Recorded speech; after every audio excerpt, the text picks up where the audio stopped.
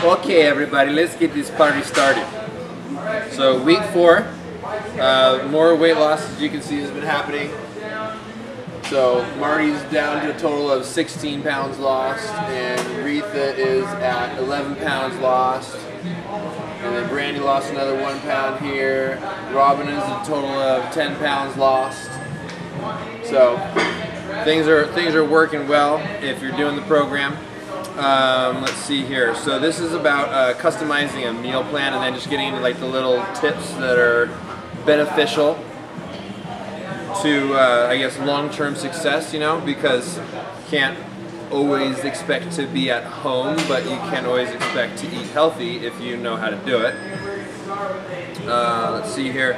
So the first thing I talk about in week 4 is the gradual changes method. And that's kind of something important to, I think, for you to know, that you don't have to just, like when we first started this, it was, you know, complete change. Like you're going on fruits and veggie detox, like everything was probably, obviously most people don't eat like that day to day. But when you try and think about what's long-term successful, and you know, usually only when someone hits rock bottom in life can they do a 180 and then continue that on forever. If things are going kind of okay and you do a 180, you'll never hold that. You'll eventually just flip back around and keep going the direction you were going. So the same rules apply to nutrition as with any area in life. If your nutrition is like, you know, I'm doing fine, I'm hanging in there, I may not be where I want to be, but you know, I'm okay. So you know, trying to flip and trying to sustain something like a fruits and veggies all day with a sensible dinner, you know, or even in the transition diet, trying to, you know, that was a little bit more strict probably than what you're used to eating. It's hard to keep doing that all the time. So the gradual changes method is basically trying to isolate small things that you can say, okay, I'm going to change this, this, and this week. And then the following week you do something similar. So if you're always tackling like 3 things that you know are a problem for you, then, you know, after a series of time, you've kind of eliminated all these things, and it's happened over a period of time, and it hasn't been like, you know, like that extreme turnaround from what you were doing, and it's very sustainable long term. So with gradual changes, some of the things that I've listed here in terms of how to be a healthy eater. So replacing bad foods with healthier food that you enjoy. Kind of like exactly what I was just saying.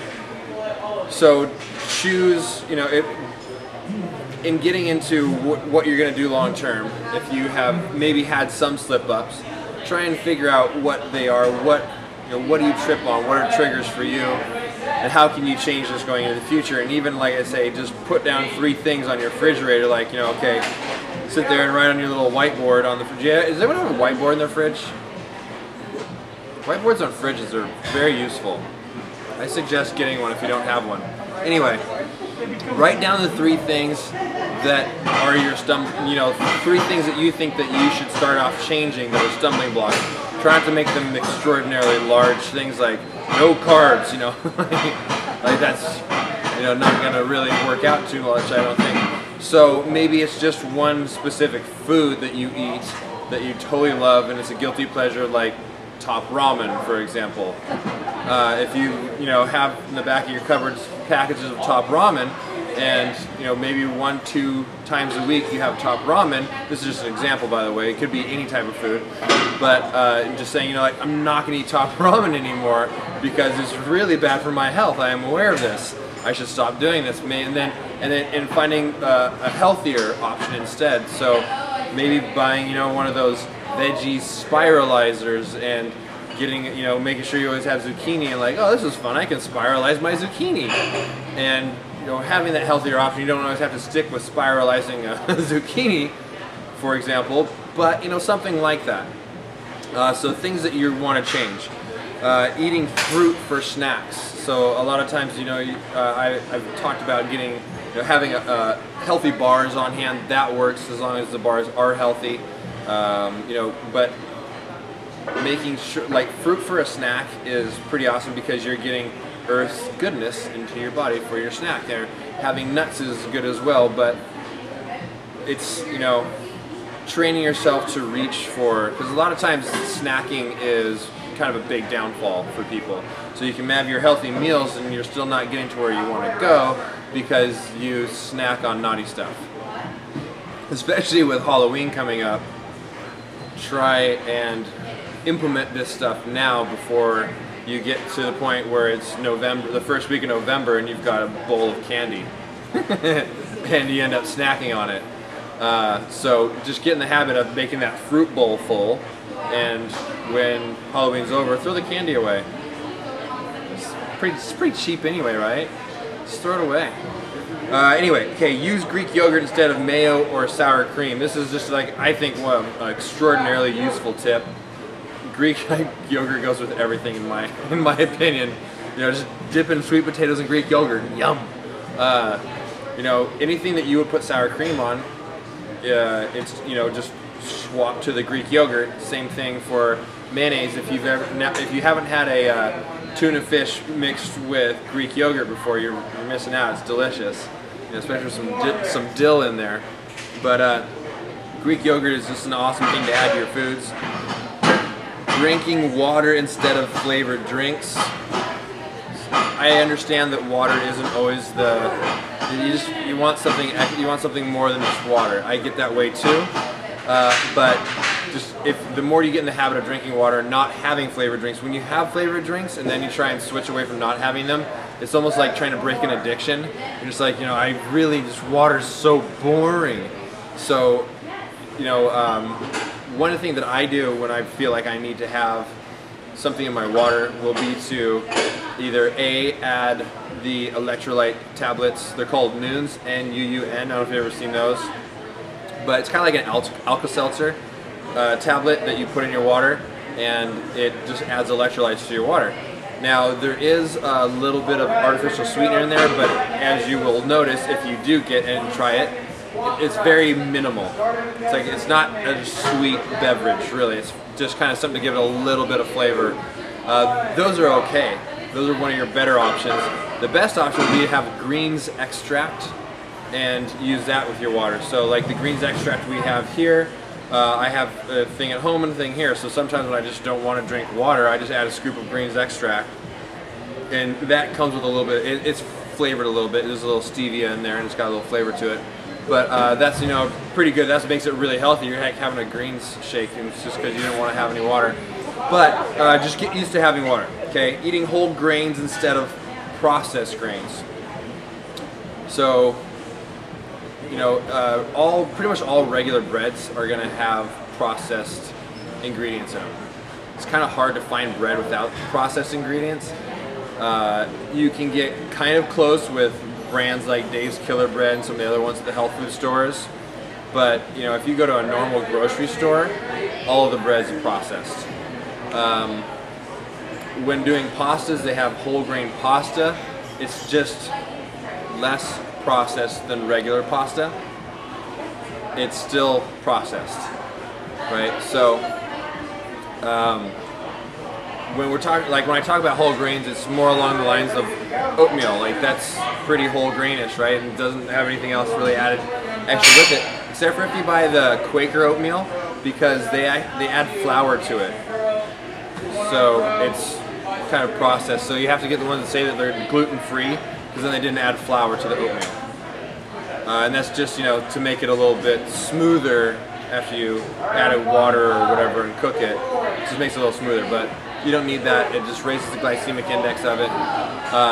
And when things are processed, right, a lot of times they'll add other ingredients, and a lot of times though it just makes it easier to digest, which will then spike your blood sugar more.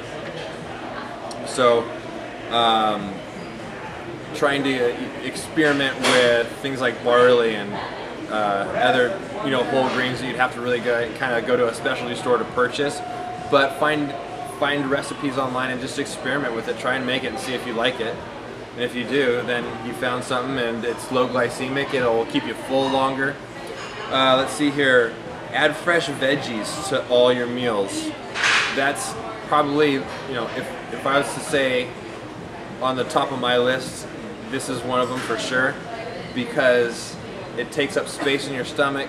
It is a lot makes you healthier to eat vegetables, and it's going to really, like, when you sit down to that plate, you know it's a full plate. It's got a ton of veggies on it. So if half your plate is always veggies, you're going to be pretty much guaranteed that you're not going to over consume on complex carbohydrates. And that's really what you're going for, especially when we're talking about portion sizes, and like, well, how much am I supposed to have of this stuff? Having an idea on a portion size is good, but it's not, I wouldn't get hung up on portion sizes with complex carbohydrates as long as you're eating a ton of vegetables all the time. If you're just going and, taking like brown rice and chicken breast and maybe, a little bit of steamed broccoli, you're probably gonna, eat too much brown rice because there's not enough vegetables there. So just load up on the veggies. The more the better. And what I'll even do is I'll take my plate and it's all veggies, and then I'll do brown rice, and I just treat it like if I was gonna put sunflower seeds on a salad. I just grab a handful and I sprinkle it over the top of my vegetables, whether it's quinoa or brown rice or whatever. It's just, it's like a topping to my vegetables, and then I chop up my meat and put it on top and put whatever, it's usually always sriracha sauce, but whatever I want to put on top. Even olive oil sometimes on top, just to give it a little bit of moisture, but it's like olive oil, healthy fat. If you're not having a lot of complex carbs with your meal, it's pretty good for you. Making food at home instead of ordering out or buying prepared foods. So that's just, once again, trying to get away from processed and prepared foods. If you're making food at home, it's going to be so hard to gain weight, right? You'll just keep, and it's combined with a structured workout program. If you're always making all your food from scratch, you're going to lose weight. There's no way to hold on to it unless you have a hormone problem. Just throwing that out there. Okay, snack on nuts instead of chips or crackers. I've always maintained for years now that chips and crackers are made by the devil, and the devil does not want you to be skinny. He wants you to be fat. Chips and crackers, they're processed food. They pretty much, even if they're like, no, these are whole grain crackers, stop it. Okay, it can say whole grain on there and have absolutely nothing to do with whole grains. It's marketing and labeling. It's ridiculous, right? But because they can put maybe just like a little bit of whole grains in there, surrounded by all the processed cracker material, and then, no, this is a whole grain cracker. Right on, right? No, not good for you. So, and plus chips and crackers usually always go along with something that's not, unless it's salsa. Salsa's good for you. People love salsa. But it's always, you're dipping into something that's not helping you lose weight either. So try and get away from chips and crackers as much as possible. Berries for a sweet tooth.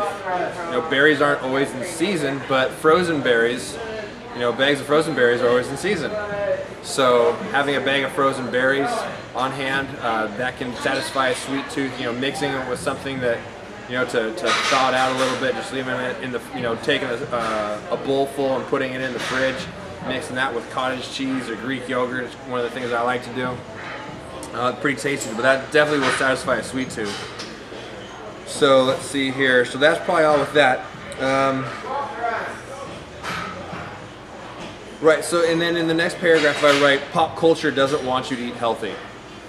And that's, a very true statement, because you're just smashed with advertisements and marketing from every single angle, and none of it is telling you to eat whole foods that you make at home, because there's really not very much money in that. It's, you just see all these things like, I should buy this and I should buy that, and even Weight Watchers they do a good job in teaching people to control portion sizes, but they allow for processed food. And like I'm saying, nutritional science has really come to this new revelation, this aha, in the last few years or more, but it's really getting out there more, that it's just really processed food that makes us gain weight. And like I say, it's hard to make all your own food and gain weight. It's really hard. Like, you have to really pound it down. It's just, especially if you're eating veggies. Okay, big corporations make a lot of money off of your nutritional ignorance, and so hopefully after this course, your nutritional ignorance has been somewhat pushed down, and now you're wiser for it. So let's see here. moving on to the next page, how to write your own meal plan. So like I say, this is important because of the gradual changes method that is a long-term successful plan. So with writing your own meal plan, the three things, you have to understand these three things that make people gain weight: processed food, sugar, and alcohol. Processed food usually always has sugar because sugar is a really good preservative and it makes food taste better, and it's cheap, right? Remember, big corporations don't want you to lose weight, they just want to make money. Okay, so if you are planning your own meal plan, leaving all that stuff out is going to be the easiest thing to do. Going back to that whiteboard on your fridge, just write these three on there, and just realize, until it becomes part of ingrained in your head that you know that these are the things that are going to make you gain weight. So if you don't have them, you'll lose weight. Let's see. Step 1, plan it out. So last week, I don't know if I told you to do this. I don't think I did. But writing out your meal plan, then you're just going to try and do like a 1 to 2 week meal plan, and it doesn't have to be elaborate by any means. You're just trying to get something on paper, get a feel for it. You don't have to follow it to the T, but it's like anything else that you're trying to learn how to do. Instead of just bouncing around ideas in your head, it needs to go on paper, and then it's more of something that's physical and real. Let's see here. I mentioned here 3 meals and 2 snacks just because it fits into the American lifestyle really well, to have breakfast, lunch, and dinner. At work you get a lunch break, and of course you've got that time in the morning to eat. Usually, you've got your 15-minute breaks with work that I don't know, what everyone does, but it seems to fit in. But I guess then I go on here to say that as in time you will most likely, if you start eating this way and eat the right way, you will transition into eating 4, 5, or even 6 meals a day, because it's a lot of vegetables. It's not much complex carbs, but enough to give you some sustained energy, some healthy fats, and some protein. And when you eat the right way, the food, just like you eat, and you'll have your 6 Tupperwares in your little meal prep bag, and you'll go through those in a day. They're gone. It's like, dude, I can't believe I eat this much. But it's really part of the gradual changes thing, because I remember when I first started putting people on meal plans, and so this is the way I eat. I eat 6 meals a day. And I'm like, do this. And I gave someone 6 meals a day, and they're like, I can't eat that much food. I'm like, what? How can you not eat that much? I'm still starving after 6 meals. And I'm like, is it just my body type? What is it? And then, after working with people, I've been doing this for 13 years now. So there's been enough time to see how it all works a little bit differently.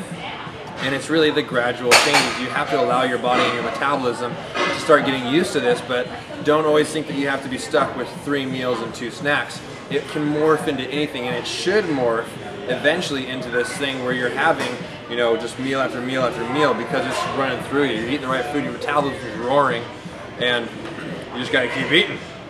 Okay. So let's see here. In the last part of the Plan It Out, I talk about quantity and quality.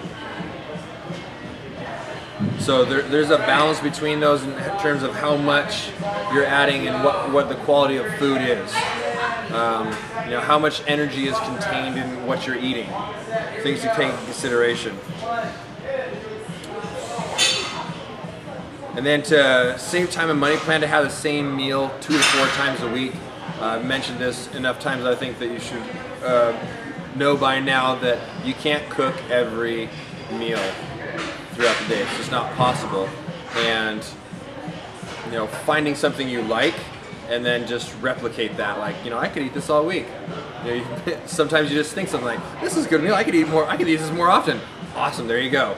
Make 5 of them.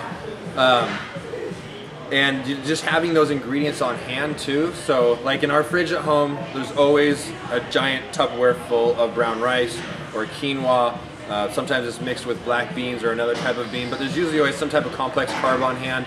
So, the remnants of protein sources in there that you can piece together. So sometimes I'm just looking around like, what am I going to do today? And I just start adding things together. It's just brown rice and beans, and then there's some chicken and some ground turkey, and I mean, you might be like, hey, you're mixing a lot of stuff together, but yeah, I mean, I just started throwing stuff together, and remnants of a salad, and then some other vegetables I'm putting in there, and it still tastes good, and it's like, the thought process has been termed as eating for macros.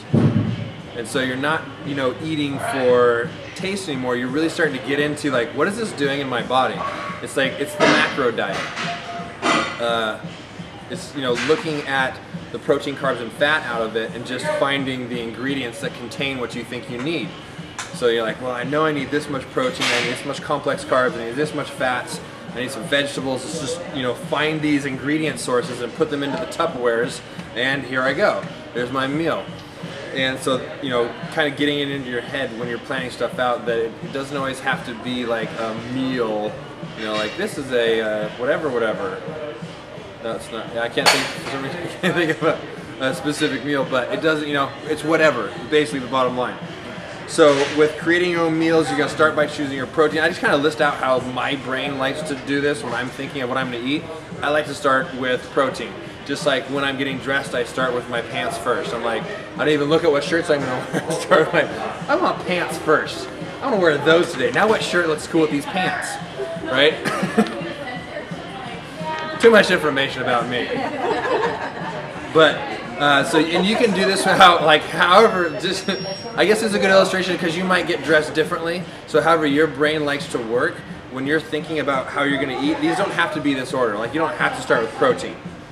You know, if it makes more sense for you to pick your complex carb first and then, okay, what protein do I want to eat with this complex carb, then do it that way. But you basically have to go through these steps in a certain order in order to get to your meal. So choosing the protein, picking out a complex carb, figuring out a healthy fat, and then just boom, okay, let's go with some veggies, pile those on. Okay, so then here's just a little example day of how simple it can be. And you don't have to have a ton of ingredients, but you're getting for breakfast, half cup of oatmeal, half a cup of plain Greek yogurt, and a half a cup of berries. Super simple, you know, for your meal. And so in this just example, just so you know, the berries and the Greek yogurt are mixed together and not in the oatmeal. They're two separate. I'm not recommending that you mix oatmeal with Greek yogurt. That might be gross. Anyway. Snack, veggies and cottage cheese. Lunch, chicken, rice, and or rice or yams. And so, like I say, I do this a lot where I'm just combining complex carbohydrates. So in here, this lunch one, I've got brown rice and a yam together with veggies. So just start throwing stuff together, and you know, if you're focused on what the food value is, you'll find that things taste better than you thought they would together. It's random combinations. Snack time is fruit, some nuts, avocado. Dinner time, chicken breast, quinoa, sauteed veggies. It's all so kind of same as I've been saying this whole time and preaching about. It's just, you know, protein, carbs, and veggies. Throw a little healthy fat in there too. Remember, the easy way to do it is hemp seeds, chia seeds, or flax meal. Note on flax. Flax has to be ground in order for you to be able to digest it. Those little seeds, your stomach's not going to break that down. So they have to be milled, and you need to make sure you're finding one that's either stone ground or cold milled. Because the heat process when milling flax ruins the beautiful, wonderful omegas that you're trying to ingest out of it. It's just high heat, just like with the vegetables, same with fats. If you heat fats, it denatures the molecule and its bioavailability diminishes greatly.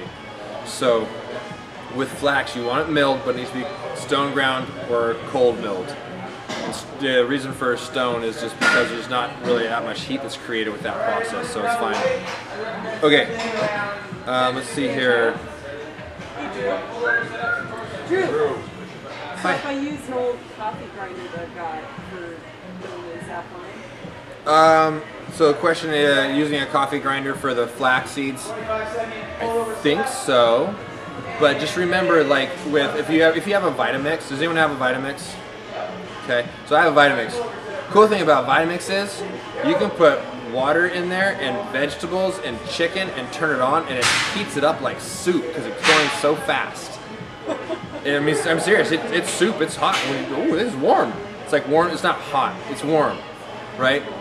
Pretty warm. Anyway, so if it's not too long, you know, if you're not just like letting it run for a while, I mean, I think a coffee grinder is probably doing like what, 30 seconds? Yeah. So that should most likely be fine, but just remember that like moving parts create heat. Okay. So let's see here. If you plan your meals to consist of the same ingredients, you'll simplify your life. Changing the seasoning, veggies and sides can allow for more food freedom.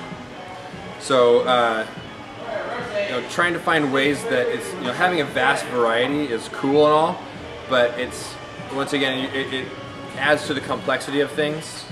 So, you know, save variety for your cheat meal, and, you know, stick to something for a period of time until you're like, I'm so bored with this, and then switch to something else healthy. And then until you're like so bored with this, instead of trying to constantly be changing things up. Let's see here.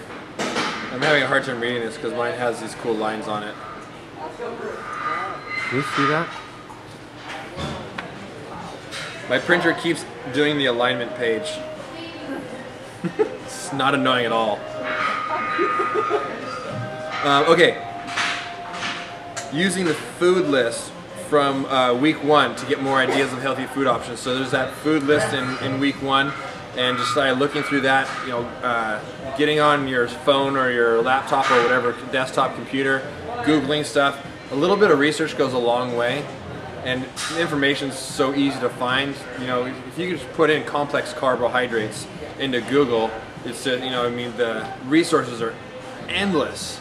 You just find so many different things, and then there's links to like how to cook it, and how to, here's some ideas, and here's some ideas. It's like, there's so much information out there. It's absolutely amazing.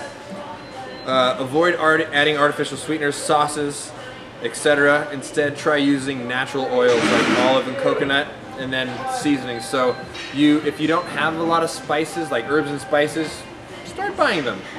Start experimenting with them. I mean, your sense of smell is a good indicator on how it's going to taste, maybe even just a little bit on your tongue. But using spices to spice things up is very useful. You know, your food's going to taste better, and the more you experiment, the better you are with it. You know how things taste. So using that. I do have a recipe book if you want to have like a little library of things that I find delicious to make. Grocery shopping. Okay, so after you write out your little practice meal plan, then you can just kind of go through and look at everything and turn that into your list. You could even, I guess if you didn't want to make a separate list, of course, you could just take your little meal plan that you brought with you to the store. Anyway, it works. Anyone have any questions so far? Good? Okay, so I have a little sample grocery list here. But, you know, even if you just went to the store and bought that stuff, like a lot of times the way, well, my wife does the majority of the shopping, but when I do the shopping, I just go through and I buy everything that looks, that I know is healthy and looks tasty. I'm like, I want this, I want that. I don't have any plan in mind, which kind of pisses my wife off. She's like, what are you going to do with all this? I'm like, I don't know, you're going to do something with it. But they're all healthy ingredients, so let's use them. So you could even attack things that way, as long as you're not buying too much produce at once, you know, because if that goes bad, you just gotta make sure you use that up. But so tips for making meals more healthy is adding healthy fats. And I've said this numerous times, so here it is written. Just, you know, have your bags of ground flax and shelled hemp hearts and chia seeds, and just be ready to add those to whatever. It's just another topping. You know, sunflower seeds, just another topping. Let's see here. Tablespoon or 2 of olive oil on food. I mentioned that just a little bit ago. I'll add olive oil, and you can. And I mentioned this a week ago too. The infused olive oils. So, you know, red pepper or basil, olive oil. These different olive oils that you can then just sprinkle on your food. Adding some fats to it. Always have a bag of spinach on hand. We've talked about spinach already. Spinach is just, it's, you know, if your spinach is about to go bad, it's smoothie time, right? So, but if you just always have that bag of spinach ready to go. And I do believe that spinach is on the Dirty Dozen list, so buy organic. And the Dirty Dozen list, you can Google that to see what foods are on there, but there are some foods that if they're not organic, they're really bad for you. And I'm pretty sure that's on the list, so buy organic spinach. If you try and wash lettuce, you'll realize you can't really wash it very well. There's too many sides. It'd take forever. So buy that one, organic. Let's see here. Oh yeah, it's got a lot of electrolytes in it, a lot of potassium in spinach. So another good one for just being overall healthy. And the more hydrated you are, the easier all of your goals are, because every process is going on in your body takes hydration. So if you're trying to lose fat, that takes hydration. If you're trying to build muscle, that takes hydration. If you're trying to work out hard, it takes hydration. The interesting part about hydration is that if you don't have the right electrolyte balance in your body, you can't really absorb the water. It just flushes right through you. So if you're wanting to make sure that you're absorbing the minimum 64 ounces a day I have you drinking, up to 128 ounces a day. If you want to make sure you're absorbing that and not just pissing it out, make sure your electrolytes are coming in. So that comes from, like I said, probably the best, healthiest way is to just pound spinach. But you can also buy those electrolyte tablets.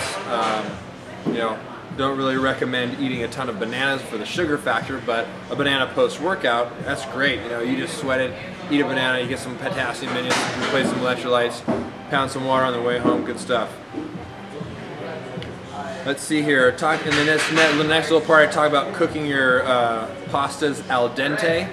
So this is just, you know, it's not like soft. If you overcook pasta, it's soggy and gross. You don't want to do that. But don't even let it get anywhere near. It's like, you know, you're testing it because it just crosses that line and then it's gone too far really quickly, right? So when you're tasting it, if it's still crunchy, okay, leave it in. And as soon as you take that one bite, but it's like every 30 seconds, you know, you're checking it to make sure, and then, okay, it's perfect. Drain it. Right? So it's still, because it'll even get a little bit softer even in that time that you drain it and let it sit back in the pan, it's still softening a little bit.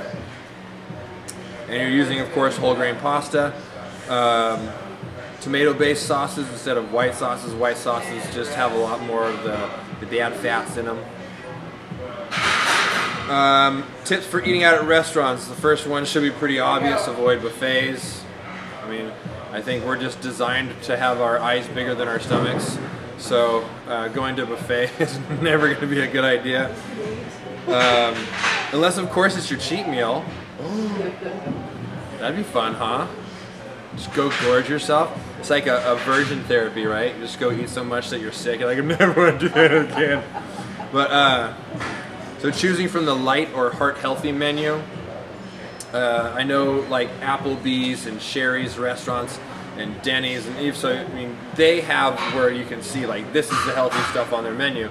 And it's actually like, well, this is actually not that bad. It's like, you know, brown rice with vegetables and salmon. That's what I cook at home, and great. So they have healthy stuff on menus, and I just gotta look for them. And the other thing to remember when you're at a restaurant, if the menu has pictures on it, don't let them get you with the pictures, because those pictures are on there to make you order that food. Usually because those menu items are either new or they make the most money off of those. You know, they don't cost as much for them to make and they can charge you more for it, so they put those pictures of those delicious food items and you're like, wow, that is awesome looking, I'm getting that. You know, and it just sucks you right in for a reason. And they're never healthy. Maybe not never, but anyway, don't be afraid to make a special order. If your waiter or waitress seems annoyed by you asking to piece together things, they're in the wrong industry. Just order it. You know, like go to a Mexican restaurant, ask for just the whole beans, you know, steamed vegetables and chicken, grilled chicken. You should be able to ask for that. They can put that together for you, and it's like, you know what, you know, they might have to take something out of a certain meal and add something to it. It might cost you a couple extra bucks, but it's exactly what you wanted to eat, and you're at a restaurant and it's healthy, and you're like, wow, cool. You know, they always try and slip something in there, so you gotta tell them to, like, hey, don't add any oils or any of this crap to it. Just, I want this, I'm trying to have a healthy meal. Like, okay. And they can always accommodate. Watch portion sizes and try to always take home leftovers. Restaurants, unless you're going to like a fancy restaurant, and you know, and it's all about presentation and all that kind of stuff, and your portion sizes are small. But pretty much every other American restaurant's going to try and impress you with the amount of food they give you.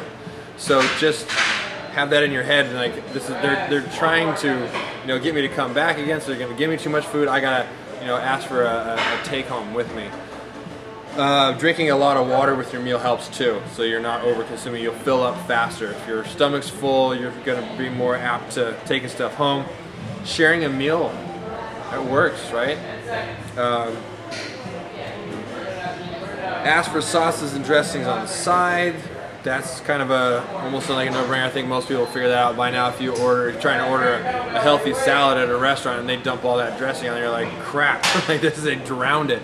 Like, and even a lot of places will just give it to you on the side because they know better. Too many people ask for it on the side. Let's see here. Remember the big picture. So what I'm getting at with that one is, if you know that you're going out to dinner that night, and you know because it's a family thing or it's, you know, like a work thing, try and be really good that day. You know that you're going to get more calories later on in the day. So it's just like, you know, I got to be good today. I've got this thing tonight, and I don't think this food's going to be too good. So just be really good that day, and then you get there and you're like, cool, at least, you know, I did an awesome job today. You know, make sure you get your workout in that day. You want to deserve that meal. Don't fill up on liquid calories. Lemon wedges for water were great. It's, you know, once again, it's just like not just regular water, it's lemon water. It's wonderful. Tips for eating on the go. So grabbing fruit on your way out of the door, simple, right? If you just one of these, for tips for eating on the go, a lot of this is going to be just reprogramming yourself to know when you're leaving, you have to take food with you. So if you get out and about and you don't have food, you're kind of screwed. You're hungry, and then everything starts going downhill. So keep a supply of healthy meal replacement bars, dried fruit, or trail mix handy. You know, it's, if you have kids or have had kids, it's basically, you know, like you're packing for them, of course. You're like, I gotta have food for them because they only eat like 4 things. So you gotta have the 4 things that they eat because they won't eat anything else. And then, you know, but pack your own stuff too. And if you're not doing that anymore for little kids, and you've done it before, just get back into that habit. You know, you're packing your snack cup. Take my little snack cup with me with my trail mix. Okay. Let's see here. Where do we go? Okay. Instead of fast food, hit a grocery store and have them make you a fresh sandwich at the deli counter. That's, you know, if you don't have food, or if you ate your food, or you totally overestimated how long you're going to be away from home for your food, you can always hit a grocery store. They all will make you a sandwich.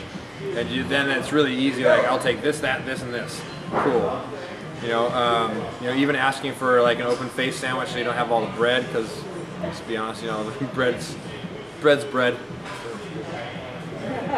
It's gonna get you. Too much bread will get you. If you're going out for pizza, Hawaiian style pizza, that's very healthy. Well, sorry, let me take that word very healthy out and put more healthy. Like the combo pizzas, so like all the intestinal meats, so pepperoni, salami, sausage, very fattening. But Canadian bacon, not so bad. It's actually kind of lean, especially compared to the intestinal meats. So, you know, throw a little pineapple on there, it's sweet, it's good. So that's good. Of course, vegetarian pizza is good. Most places too, you know, they have chicken as an ingredient for one of their pizzas, so you can always get a vegetarian and add chicken. That's one of my other favorite ones. If I'm, you know, I like pizza. That's a good cheat meal for me, is pizza, because I'm a really big pizza fan. But I don't want to completely blow it and get the combo supreme, which sometimes I do. But if I got my wits about me, I'm gonna get the vegetarian with chicken. It's awesome. And you don't really feel that bad after, you know. You don't feel horrible about yourself. Also, a lot of places, like just another thing on pizza, most places have gluten-free crusts today if you ask for it. So, let's see here. Buy a decent-sized cooler bag that you can have for so you use your meal prepping. You gotta have one. If you don't have one, you need to buy one. That's you two out there in video land. Go buy a meal prep bag, and always try and think ahead. 3, 6, 9 hours from now, because it's all about being prepared. That's all. Oh my gosh. We have exorcised the demons. Any questions? Do we get like a certificate of completion? Yes. It's on your tummy. Certificate of completion. Yes. When you're adding your chia, your hemp, and your flax to your meals, is it a tablespoon? Yeah. So for your healthy fats, the chia and the flax and the hemp, I will do like 1 or 2 tablespoons. And so like on the back of the hemp seed bag, it says that a serving size is, well, at least on mine, the one I get from Costco, it says it's 3 tablespoons. And it's like 13 grams of fat and 7 grams of protein and something like that, right? But I've noticed that 3 tablespoons of hemp seeds on my meal makes it taste like hemp seeds. Go figure. But if I add 1 tablespoon, it doesn't really change the taste of what I'm eating. It just kind of adds. I mean, it alters it slightly, but it's not like whoa, that's all I'm eating right now. Okay, so I just do like 1 to 2 tablespoons just for the taste factor. But you can go with the serving size. I mean, it's eating for macros at a certain point, right? You just know that like this is my 13 grams of fat. I'd like to have some fat with this meal because I know it's good for me. It's healthy for me. Remember, eating healthy fats will help you burn more fat. Strangely. Especially in the presence of the right carbohydrate environment. So you're not having fast burning carbs, you're having slow burning carbs, you're not having too much of them. Okay? Yeah, so, yeah. I'm doing the coffee thing in the morning, so it's awesome. I just feel like it's shine. Yeah. But it also uses up a lot of my fat, so I'm not eating as much fat throughout the day. Mm-hmm. Should I not do that? Should I not worry about? Yeah, so the question is if you're doing the bulletproof coffee, so that's adding 1 tablespoon of the pure butter and a tablespoon of coconut oil, and you can even omit the butter if you want to. Like I've said, you don't have to put the butter in. You just go with coconut oil. But I kind of feel like if you're tracking on the MyFitnessPal app, because that always completely throws it off too. I'm just like the majority of my calories are coming from fats. Like holy cow, like geez, but those medium chain triglycerides that you're getting, they're burning, right? You just wake up and you ingest, and that's why that bulletproof coffee, you're like, whoa, I feel great. Like you're burning. They went right into your brain. Your brain's using those right now, and it's firing off. Those neurons are happy and everything's great. So I don't think you should fully worry about the bulletproof coffee and how it affects your overall macro values for the day. Yeah, because it kind of blows that pie chart. Right, yeah. It looks like I've got the bigger chunk of fat. Yeah. Yeah, it's getting used pretty quickly in that bulletproof coffee, so I wouldn't worry about that too much. If you can always be aware though, because remember, if you have the right balance with all your meals. And it's like if you took the bulletproof coffee out, but you always had protein, carbs, and fat for every meal, protein, carbs, and fat, and then you look at the end of the day without the bulletproof, it's like wow, perfect. But then you throw that bulletproof coffee in, and it's throwing you out of whack. But your meals still should have the right value. Because when we go back to, I think that was in week 2, we talked about the macronutrients, right? And so that's almost the way your plate looks, right? So you've got this quadrant is protein, this quadrant is carbs, and this quadrant is fats, and then of course squish everything over so you can put in a big pile of veggies. But when you look at it, you want your meals to look like that. And so you don't want to suffer like, okay, well I'm getting all these fats in the morning, I'm not going to have very much fats with my meals throughout the day. You'd be better off to have your fats with meals and not worry about that bulletproof coffee. Anything else? Okay. You're dismissed. Go forth and be healthy and skinny.